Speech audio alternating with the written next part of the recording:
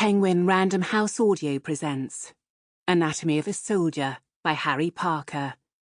Read for you by Peter Altschuler, Paul Bamer, Jonathan Cowley, Susan Duerden, Jane Entwistle, Jean Gilpin, Kirby Hayborn, Gilbert Jackson, John Lee, Bruce Mann, Catherine McEwen, Rob Shapiro, Nicholas Guy Smith, and Steve West.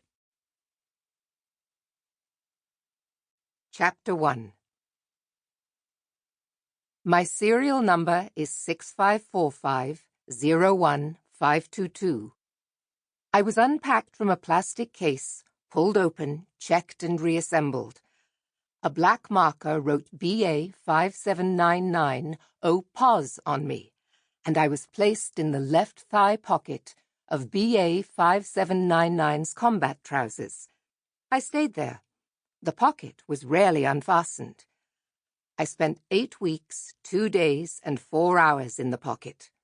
I wasn't needed yet. I slid against BA 5799's thigh, back and forth, mostly slowly, but sometimes quickly, bouncing around. And there was noise, bangs and cracks, high-pitched whines, shouts of excitement and anger. One day, I was submerged in stagnant water for an hour. I went in vehicles, tracked and wheeled, winged and rotored. I was soaked in soapy water, then hung out to dry on a clothesline, and did nothing for a day. At 06:18 on 15 August, when I was sliding alongside BA 5799's thigh, I was lifted into the sky and turned over, and suddenly I was in the light. There was dust and confusion and shouting. I was on the ground beside him. He was face down. He was incomplete. I was beside him as rocks and mud fell around us. I was in the dust as a dark red liquid zigzagged towards me over the cracked mud. I was there when no one came, and he was alone and couldn't move. I was still there as fear and pathetic hopelessness gripped BA 5799, as he was turned over and 2 fingers reached into his mouth, as his chest was pumped up and down, and they forced air into his lungs. I was picked up by a slippery hand, fumbled back to the ground, then picked up again. I was pulled open by panicked fingers and covered in the thick liquid. I was placed on BA 5799. I was turned. I tightened. I closed around his leg until his pulse pushed up against me, and he grimaced and whimpered through gritted teeth. I was wound tighter, gripping his thigh, stopping him bleed out into the dust. I clung to him while he was lifted onto a stretcher, and he bit deeply into the arm of a man who carried him when he no longer made any noise. I clung to him as we boarded the helicopter. I was wound again then, and gripped him harder. I clung to him as we flew low across the fields and glinting irrigation ditches, and the wind rushed around the helicopter, when he pleaded with God to save him, and metal pads were placed on his chest, and his body jolted. And I clung to him when the machine read no output, when there was no pulse against me. I was there when they ran across to the helicopter and took us into the cool of the hospital. I was there when the doctors looked worried. I clung to him when he came back, when he had output and his faltering heart pulsed again. I was still there when they hung the bag of blood above BA 5799, and they cut the remains of his leg away. And then I was unwound and loosened, and I was no longer there. BA 5799 no longer needed me. My serial number is 6545-01522. I was at the bottom of a surgical bin, and then I was burnt. Chapter 2. I was placed on a broken pallet with 3 other identical bags of fertilizer outside a shop in the village of Hauschel-Nalay. I had been on the pallet for 2 weeks when Faradin came on his green bicycle. He greeted the shopkeeper, and they started to haggle. Then Faradin handed him money, and the shopkeeper lifted me onto the bike's pannier. I sagged over its metal bars that pushed into my plastic skin, and he fastened me down with orange twine from the shop. Faradin shared a joke with the man, then swung his leg over the crossbar, and we rode away. Faradin cycled us out of the village on the exposed road, a raised, sand-colored backbone running through dusty green fields. The bike's buckled rear wheel squeaked below me as we weaved past potholes left by the winter rains.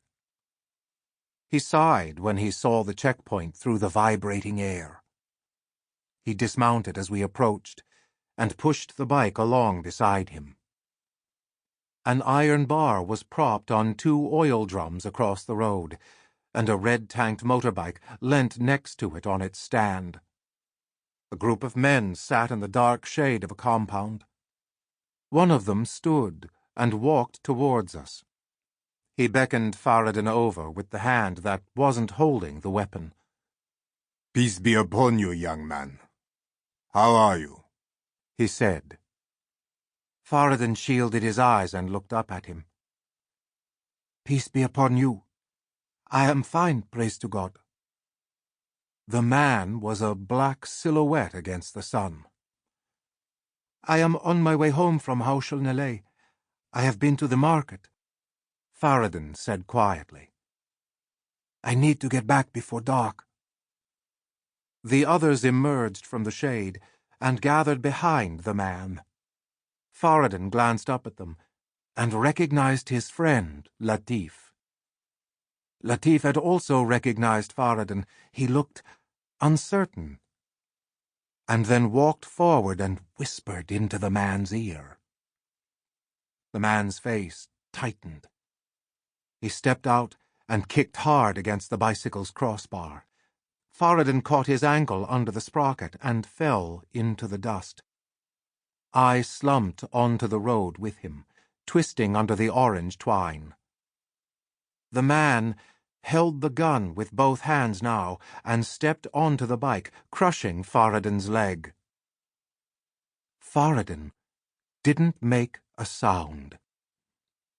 The man was over him and forced the barrel down against his mouth. Faradin pursed his lips closed, shaking his head from side to side. But the man wormed the weapon back and forth until Faradin's lips were pushed apart, and the barrel slid against his teeth, slipping up to peel away the gum from his incisor. Faradin opened his mouth in pain, and the weapon banged through his teeth until it knocked into the back of his throat. "Is your father Kushan Khan?" Faradin gagged, and his tongue curled up against the metal. He nodded, in shock. The man pushed down harder, and Faradin convulsed and choked around the barrel again. "Your father is working for the infidel," the man said. "If he continues to do this against the will of God, I will cut off your sister's head. Do you understand?" He pushed again, a final time, and then the weapon was pulled clear and he stepped away. Faradin's eyes were wet, but he held the man's gaze as he got up out of his shadow and lifted the bike off the ground. The twine lost its grip, and I fell off the pannier. Faradin's lip was already thickening, and he looked over at Latif. "May God be with you, Latif," he said, before slowly wheeling the bicycle down the road, away from where I remained in the dust.